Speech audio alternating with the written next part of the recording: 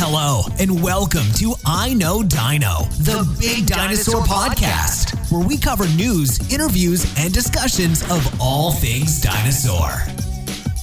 Hello and welcome to I Know Dino. I'm Garrett. And I'm Sabrina. And in today's episode, we have a dinosaur of the day, Alxasaurus, and a bunch of dinosaur news. But first, we'd like to thank our Stegosaurus patrons. And this week, we'd like to thank Scotty, Jackson, Megan Dixon, Eric Keller, and Kessler. Yeah, thanks so much, everyone. We really appreciate all of your support. If you want to join this awesome group of people, then you should check out our page at patreon.com/iknowdino. And if you are a current patron or you join our Patreon by next week, now that SVP is actually that close, you'll get a chance to see our video from SVP where we talk about some of the things we learned there. And if you're the Stegosaurus level and above, you'll get a postcard from us at the conference as long as you send us your address. Jumping right into the news, thanks to Marky for sharing this one with us on Facebook. The nodosaur that we've talked about before now has a name. And by the nodosaur, I mean the nodosaur that was discovered in Alberta, Canada recently and has been on display at the Royal Tyrrell Museum for a little while. And we'll be seeing that in a week. Yeah, I'm excited about that one.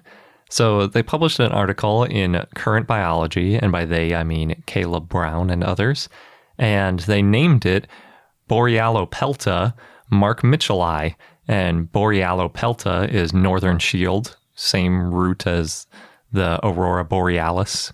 And markmitchellii is in honor of preparator Mark Mitchell, which isn't really that surprising since that does sound like it would be a guy's full name. The reason they named it after him was for his, quote, more than 7,000 hours of patient and skilled preparation of the holotype, end quote. Wow. Yeah, that's a crazy amount of work. But it makes sense when you look at what they recovered. You probably remember that they found this nodosaur in a quarry in 2011, and it's a completely remarkable ankylosaur, and it basically looks like the bust of a sculpture. You know, it's like the top part, it's the head, and then getting down near the hips, and it's just remarkably preserved. It's got all the osteoderms and the head all fossilized together, and you can really see where all the plates and the scutes were and everything, and a couple of more horn-like things sticking out of the shoulders. It's really amazing looking. Unfortunately, it broke while they were removing it, but that actually helped reveal some gut contents too. Nice. It's pretty amazing. Unfortunately, much of the skeleton, or maybe fortunately, is still obscured by the skin and osteoderms, so most of the identification of Borealopelta relies on the skull morphology, and we talked to Victoria Arbour recently about Zool, and she mentioned that that's a common way to identify ankylosaurs, so it's not really like they were missing the bones that they needed in order to identify it. The authors estimate the weight at greater than 1,300 kilograms, or more than 2,800 pounds, and about 5.5 meters or 18 feet long. Oh. Which is pretty big. Think of all the things that could be in its gut contents. Yeah. It's not that big, though, for ankylosaur, so it's probably just eating regular stuff.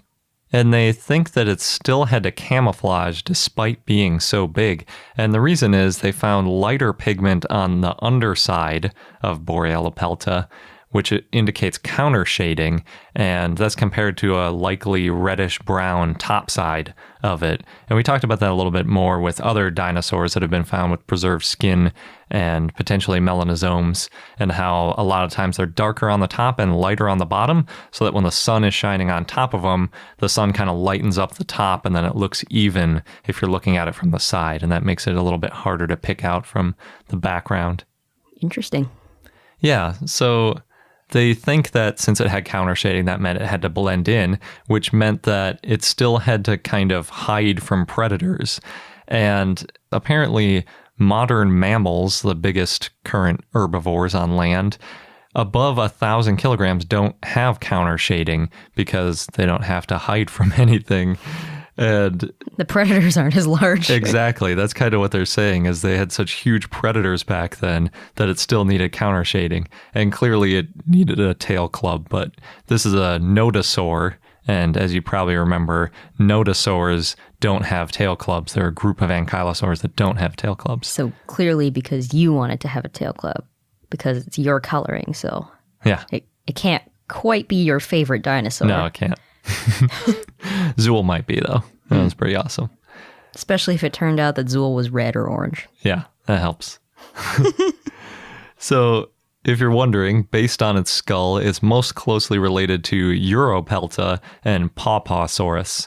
So, if you want to look up pictures of those, you'll have a pretty good idea of what it looked like. They also published some artistic renditions of Borealopelta even before it was named, and now also after it's been named.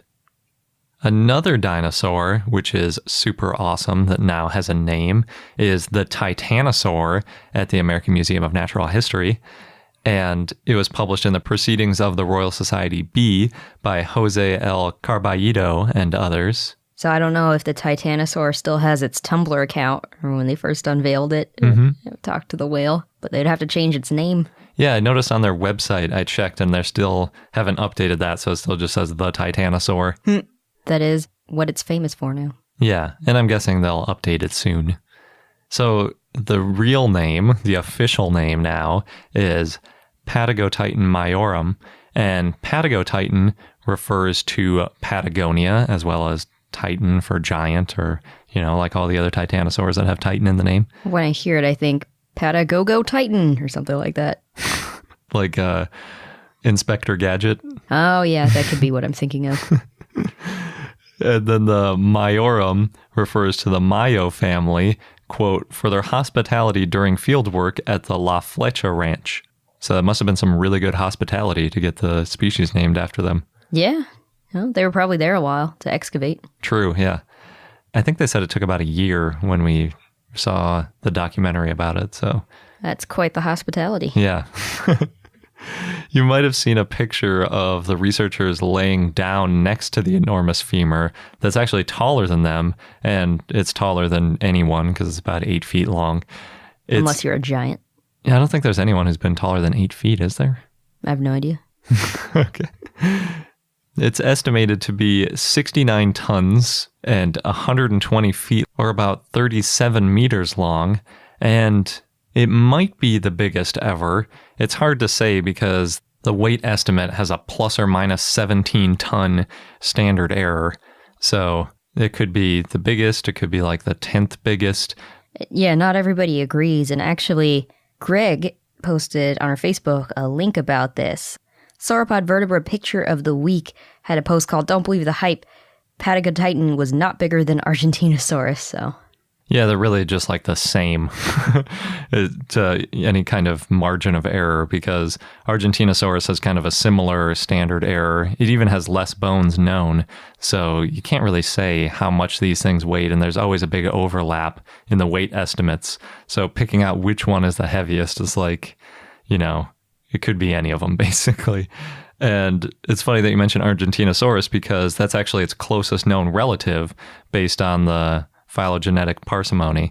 So they're both definitely contenders for the largest ever land animal. And then, like Danny Barta said in our interview 3 weeks ago, they found several individuals that were combined, and when they combined them, they created the American Museum of Natural History specimen, and they have a picture in the paper that shows which bones came from which specimen, which is kind of cool to see, and then which bones are unknown, which of course includes the skull, unfortunately. Also, like Danny Barta mentioned, they weren't finished growing, even though the growth had slowed, so they were probably close to finished growing, but it's unclear exactly how big they ultimately would have gotten. They didn't need camouflage, though. No, I don't think so. They didn't mention it. There's no preserved skin. So, yeah. That would be pretty crazy if they did have camouflage, because then you would think there must be a predator. Well, they think that they might have had to hide a little bit from Giganotosaurus, but probably not as an adult. Mm-hmm. So if they still had the coloring as an adult, it might have just been a carryover from when they were young. I was thinking that too with Borealopelta. They said a few times in the paper that since this counter shading was present on an adult, that meant that adults had to hide as well. But couldn't it be that they just needed to hide as juveniles and their coloration didn't change when they became adults? Seems like that could also happen. I don't know. Probably easier if you're covered in feathers, though. because you got to replace them all the time anyway. Yeah, could be. Next up, there's a paper titled Unusually Thick Dinosaur Eggshell Fragments from the Spanish Late Cretaceous, and it's by Julio Company and published in Historical Biology. And from the title, it doesn't sound like the most thrilling article ever, but unusually thick actually means up to 4.9 millimeters thick, or 0.2 of an inch, which is crazy thick. So that's about the thickness of 3/4 if you stack them up. And that's 16 times thicker than a chicken egg, or about twice as thick as an ostrich egg. Oh, that's why you're looking at pictures of those ostrich eggs. Yeah, I found a picture of a deviled ostrich egg next to deviled chicken eggs. That was pretty hilarious. So Ehau recommends opening an ostrich egg with either a hacksaw or a power drill. What? So that kind of gives you an idea of how difficult an ostrich egg is to open. And then if you had an egg that was twice as thick as that, I don't know, I guess you could probably still use a hacksaw or a power drill. It'll just take a little longer. And they found these eggs near Valencia, Spain, which is east of Madrid, and they're roughly 80 million years old. It looks like the egg genus, or ooh genus, as I like to say, since that's the official name, is Megalolithus. Megalolithus ooh genus. Yep. And Megalolithus is a genus that's believed to be from a titanosaur, which would make these titanosaur eggs. And I was thinking maybe the thickness had to do with the fact that titanosaurs just kind of dropped the eggs from such a high height. Oh my gosh, titanosaurs were just like how, did you ever in elementary school have to do that science project where you had to drop an egg from a certain height and you could build some kind of shelter around it, some kind of padding, and you just keep testing it from higher and higher. Titanosaurs just did that all the time. If you could just make that chicken egg shell 16 times thicker, it might have worked. That's all you need. They probably didn't drop from as high. Well, it depends on how high you were doing it in elementary school. You start off pretty low, but also onto concrete, so a little different. Yeah, I don't think they were dropping onto concrete because they dug little holes too, so it would almost certainly be in dirt. But still, it's probably a pretty decent drop. And they might have dropped onto one another occasionally too. Oh no. That's why you have to lay so many. In case you break a couple. Can't make a titanosaur without cracking a few eggs. I was just thinking of that line. You beat me to the punch. Yep. In other egg news. Excellent. There's a paper by Frankie Jackson and others published in Cretaceous Research. And they looked at a set of much smaller dinosaur eggs than the ones that I just mentioned. These are found in the St. Mary River Formation, which is a late Cretaceous formation in Montana, and they named a new ooh genus. Ooh. This time it's called Tentonolithus. Are all ooh genuses oolithuses? Yeah, because that means like rock egg, basically. Got it. So Tentonolithus was about 36 by 62 millimeters, which is obviously much smaller, and that turns out to be about the same size as a large USDA chicken egg. But it's slightly more oblong, so it's like more rugby ball shaped as opposed to, chicken egg shaped. Still don't want to drop that one. No, that one definitely couldn't survive that elementary school test. Moving on from dinosaur eggs to dinosaur tracks, visitors can once again see the dinosaur tracks at Government Canyon in San Antonio, Texas. So maybe we should stop by there, Garrett, when we're visiting. Yeah. So the tracks are open to the public on Fridays through Mondays. There's hundreds of sauropod and theropod tracks, and it's part of the Glen Rose Formation. Ooh. Apparently, the best time to visit is in the morning before it gets too hot. Makes sense. Mm-hmm. Texas has that problem. Yeah. Next, a man who was on a hike to plan a bike trail found dinosaur bones instead. Well, maybe they'll still do the bike trail. I don't know. Chris Pipkin from the Bureau of Land Management in Colorado was surveying the new Palisade Plunge bike trail near Grand Junction back in April, and he saw something in a boulder which turned out to be a dinosaur bone. So the bone is 2 feet long, about 80 million years old, and was from some sort of hadrosaur, which isn't too surprising. The bone's been sent to the Museum of West Denver so that paleontologists can study it, and it probably won't go on display for a few months. But I wonder if that means they'll start excavating more of that area Yeah, that's always smart to do, especially if he knows exactly where he found it. Yeah. Next, a nearly complete Chasmosaurus canadensis skull is being moved from the Alberta Badlands to the Canadian Museum of Nature in Ottawa.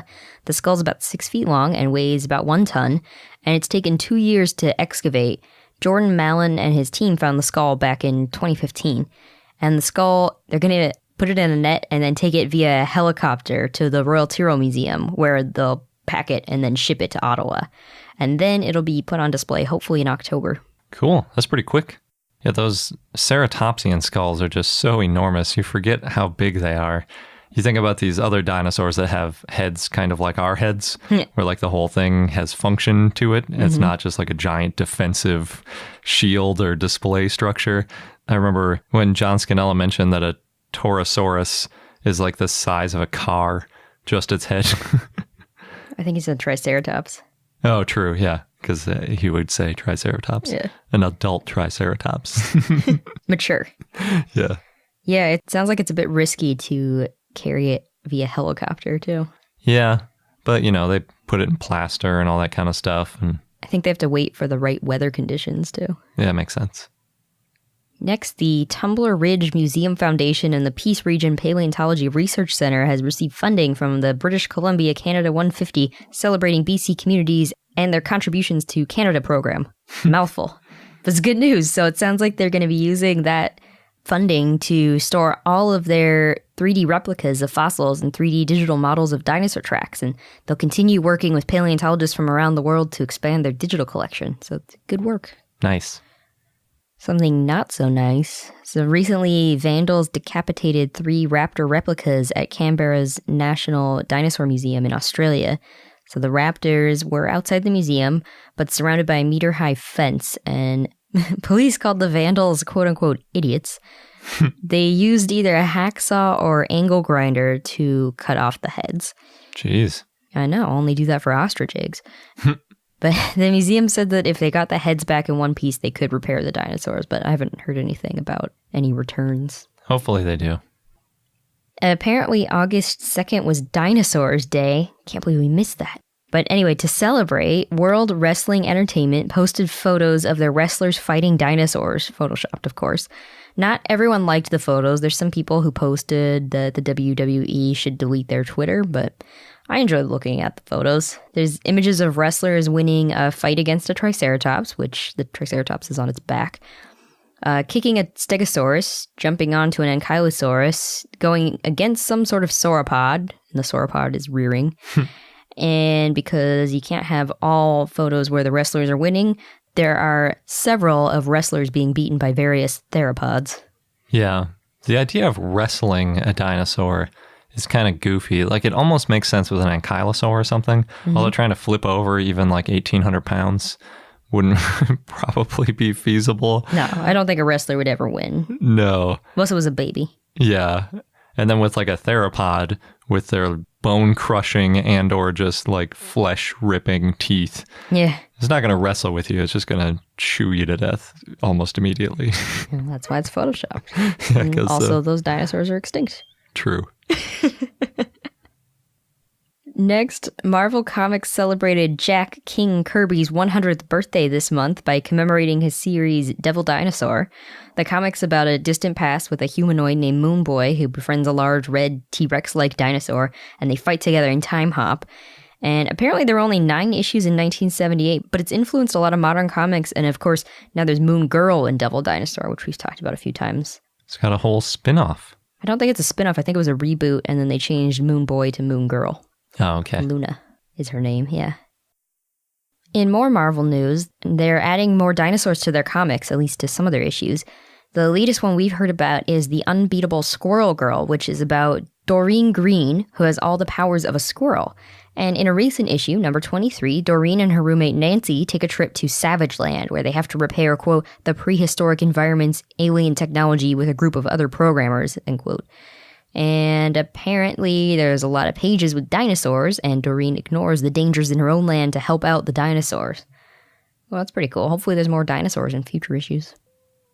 The publisher Barron's Educational Series has a letter writing campaign to go with their new picture book called Dear Dinosaur, with Real Letters to Read by Chase Strathy and illustrated by Nicola O'Byrne.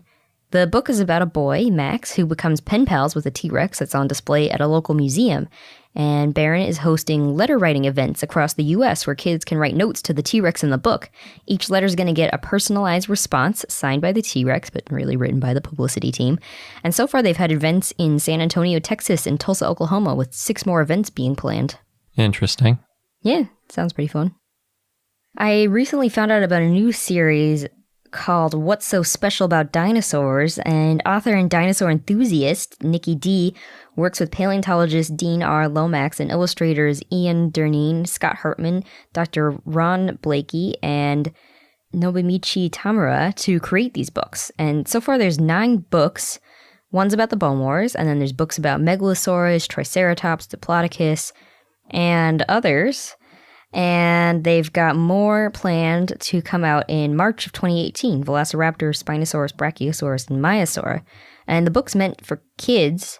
They have some really great illustrations to accompany facts about the dinosaurs, because you can look at a preview on their website. Next, Hasbro has a new toy, Trypticon, which, according to Geek.com, is a, quote, huge, rad dinosaur transformer, quote. And we've talked about it before. It officially comes out this month, but it was presented at Toy Fair earlier this year. Trypticon is a T-Rex Decepticon and can transform into a city and a vehicle. He has, quote, big stompy feet, big tail, tiny little T-Rex arms, and shoulder-mounted cannons, as well as teeth and a laser blaster in its mouth. It's a T-Rex with a laser beam? Yeah, don't want to mess with that. Yeah. And a city. Well, it's not a T-Rex with a city. It can turn into a city. T-Rex/city. Yeah, slash vehicle of some sort. I wonder what vehicle that would be. Like an aircraft carrier? It's got to be something huge. I think it's some kind of car. Really? I think. A car the size of a city. It's got to be able to hold a T-Rex. I guess so. Next, Coach has a $150 dinosaur Apple Watch strap. Oof. And it comes in multiple colors. I guess they've had this strap for a while, but now it comes in fall colors, which means you can get it in the color goldenrod, dark yellow. And it's called the Rexy Strap and has a little blue cartoony T-Rex or some sort of theropod on it. The strap's pretty expensive, but as the author on The Verge, who posted about the strap, puts it, quote, if you can't see the value of a $150 dinosaur strap, you clearly lack any knowledge of modern fashion, aesthetics, or what is truly great in life, end quote. I don't know. I just bought a $4 silicone watch strap on Amazon, and I think I could draw a cartoony dinosaur on it.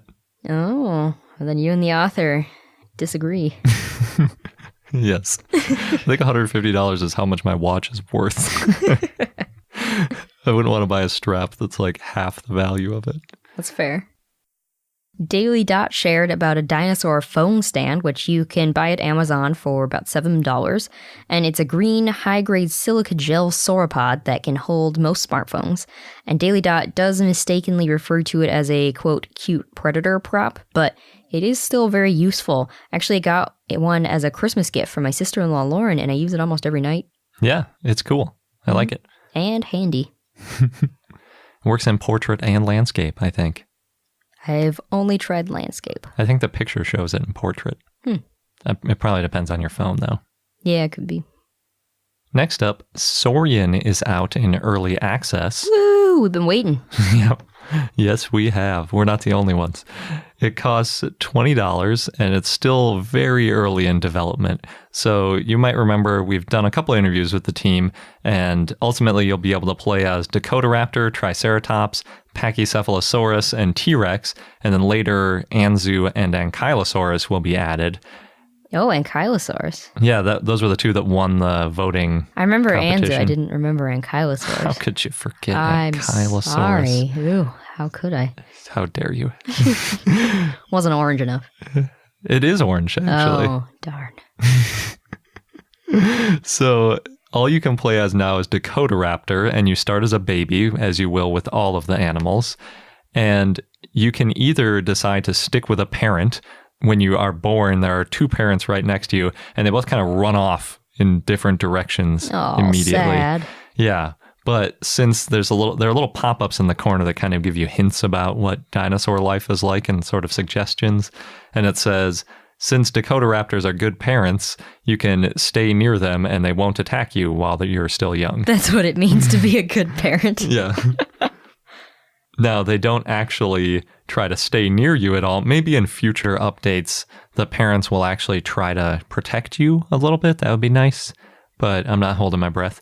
Because that seems like, it might make the game a little too easy. So basically, the first time I did it, I didn't realize that little tip and the parents ran off. And then I ran around trying to kill little lizards and then eventually got killed by something else. So then I decided, okay, I got to stick with the parents. And that made it a little bit easier to get food when one of the adult Dakota raptors would kill something and you kind of share with it a little bit. It wouldn't freak out at you for sharing. But the other dinosaurs still kill you pretty much immediately because you're really small, including even things that aren't that aggressive like Pachycephalosaurus. They know you'll be a threat someday. I guess so. And it's like, if you try to bite at them, then they got no time for that.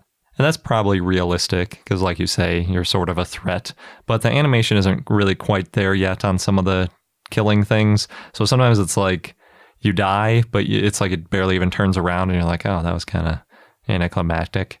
And one other problem I had was I was following an adult because I decided that was my best chance at survival. I need an adult. Yeah.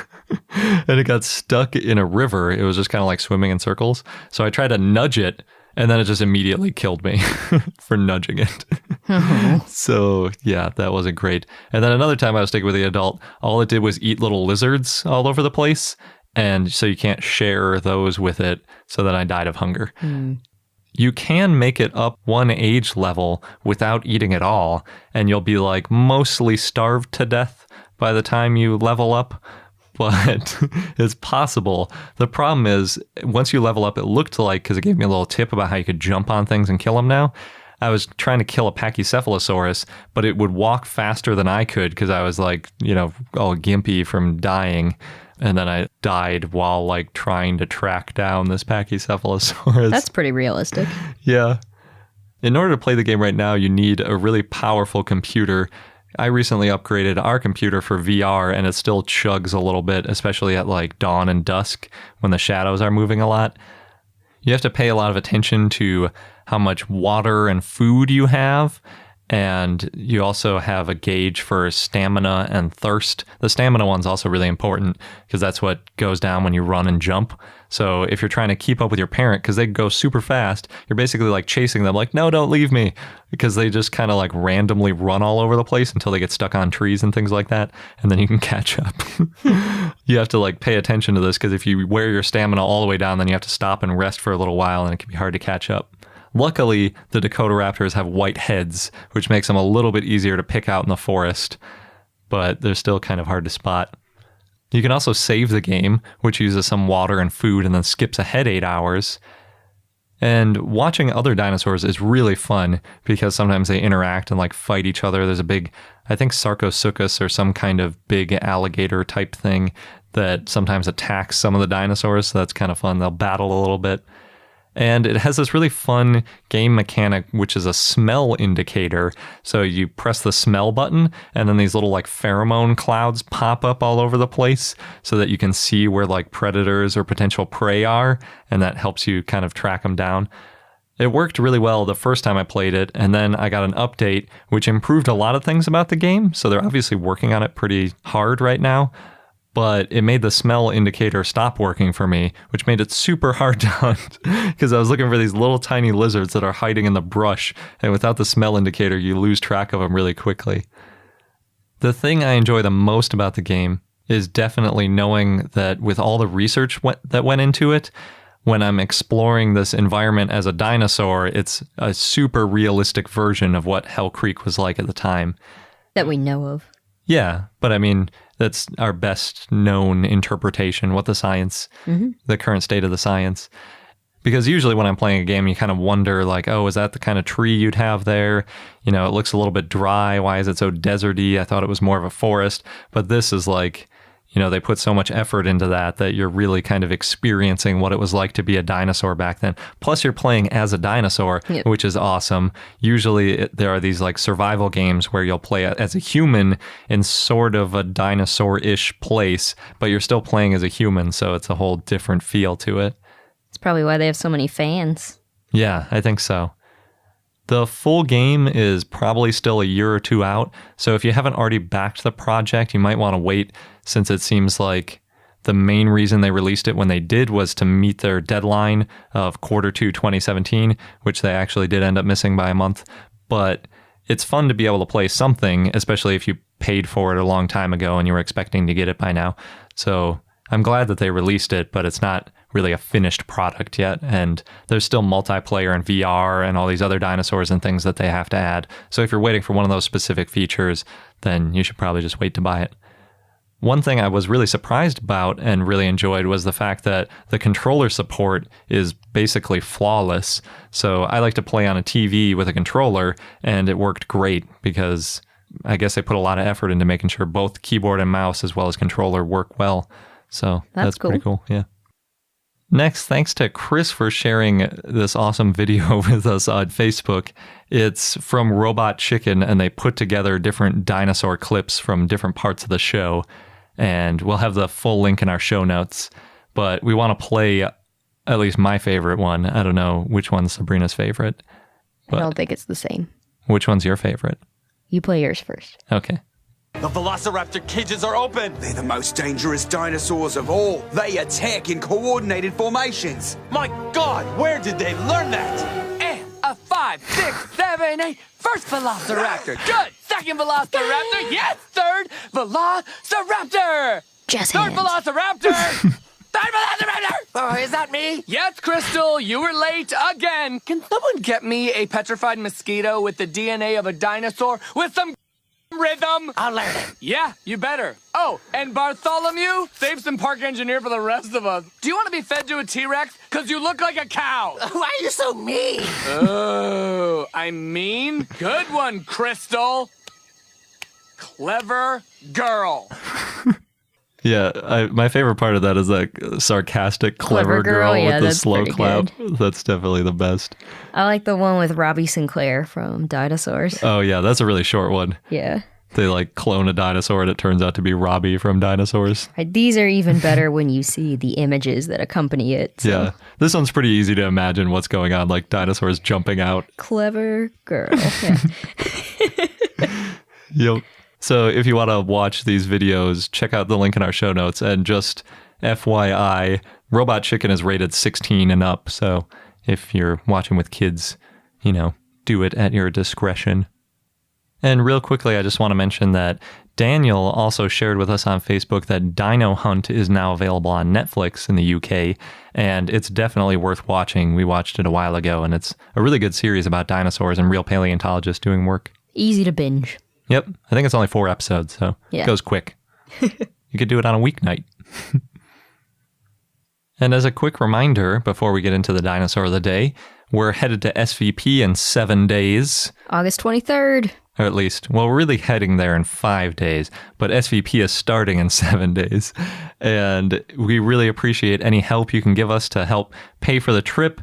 And as a thank you to all of our patrons who have been helping to support us, we're giving everybody access to a video that we're going to take from SVP, where we talk about some of the things that we've learned while we're there. And last year we put together a bunch of little shots from around the conference and details like that. And if you're at the Stegosaurus level and above, we'll send you a postcard from the conference too, where we'll tell you what we're up to. And it's not too late to get these extra perks. So you have 7 days if you want to sign up and get the video or postcards. Yeah, and thanks again to all of our current patrons. It really means a lot to us to have your support. And now onto the dinosaur of the day, Alxasaurus, which was a request from Dinosaur 4602 via YouTube, so thanks. It was a Therizinosauroid alxasaurid theropod that lived in the early Cretaceous in what is now Inner Mongolia, and it's one of the earliest known dinosaurs in the superfamily Therizinosauroidea. The name means Alxa Desert lizard, and it's named after the Alxa Desert of Inner Mongolia, which is also known as the Alashan Desert. It was found on a joint Canadian-Chinese expedition in 1988 and described and named by Dale Russell and Dong Zhiming in 1994. The type species, and only species, is Alxasaurus elesitaiensis, and the species name is for Elesitai, a village in the region near where Alxasaurus was discovered. 5 specimens were found. They found a lower jaw, some teeth, limb bones, ribs, vertebrae, and tail vertebrae. And together they all form a nearly complete skeleton, minus the skull. Alxasaurus shows a transition period between general theropods and more advanced Therizinosaurids. Before Alxasaurus, scientists thought that Therizinosaurs were related to sauropods. Alxasaurus looks similar to other Therizinosaurs, but also similar to other types of theropods, which shows that Therizinosaurs were weird theropods. And we've talked about that before. But one example of this is the semilunic carpal bone of the wrist, which allows wrists to be more flexible, which is also found in Maniraptorans, such as Oviraptorosaurs, Dromaeosaurids, and Troodontids. Alxasaurus had a long neck, short tail, and long hand claws like later Therizinosauroids. It was bipedal, it had no teeth, but it had a mouth that would have acted like a beak, and because of this it's unclear if it was an herbivore, though most likely it was. It had an agile, lightweight build, though, like a carnivore, but it had a large gut, which may have helped it digest plants. And it had large claws that would have helped it to reach tall branches for leaves. If it did eat meat, it would have had to scavenge, but overall it kind of shows that herbivores can evolve from carnivores. Yeah, that's kind of an unusual thing. Although I guess all dinosaurs basically evolved from carnivores, so it makes sense. Still weird to think about. Yeah. The largest known Alxasaurus was over 12 feet or 3.8 meters long, and Gregory Paul actually estimated it to be 13 feet or 4 meters long and weigh 880 pounds or 400 kilograms. Other Therizinosaurs had feathers like Beipiaosaurus, so Alxasaurus may have also had feathers. And our fun fact of the day is that Carnotaurus had significantly shorter arms than T-Rex. So Carnotaurus didn't have wrists, so its metacarpals that's kind of the bones that are in the middle of your hand, were connected directly to its tiny forearms, and its forearms are like so small they almost look like a wrist. 2 of its metacarpals had no finger bone after them, so it effectively only had 2 fingers, just like T-Rex, and they were likely very stiff because they only had 1 or 2 digits, and it looked like there wasn't a whole lot of muscle attachment going on there. Its shoulder blade was about twice as long as its entire forelimb from shoulder all the way to fingertip, and that makes it kind of similar to a kiwi bird, which has forelimbs so short that they're hidden under their feathers. Oh, but kiwi birds are more endearing. Yeah. I mean, it's a giant, massive predator versus a little fluffy bird that pokes its head in the sand. So I think it's time to stop making fun of T-Rex for having small arms, because if you're going to pick on a giant theropod for having small arms, it should definitely be Carnotaurus or maybe Majungasaurus. They're not as well known, though. Yeah, but I mean, really, this guy's hands are just ridiculous. Plus, it's got like 4 finger-looking things, so it really looks like tiny hands, too. Very true. And that wraps up this episode of I Know Dino. Thanks for listening. And again, if you want to join our awesome group of dinosaur enthusiasts and get some extra special rewards if you join in the next 7 days, check out our Patreon page at patreon.com/iknowdino. Thanks again, and until next time. Thank you for listening to I Know Dino. If you have any questions or comments about dinosaurs, we'd like to hear from you at plesiosaur@iknowdino.com. And for more information on dinosaurs, go to iknowdino.com or follow us on Google, Facebook, Tumbler, or Twitter at I Know Dino.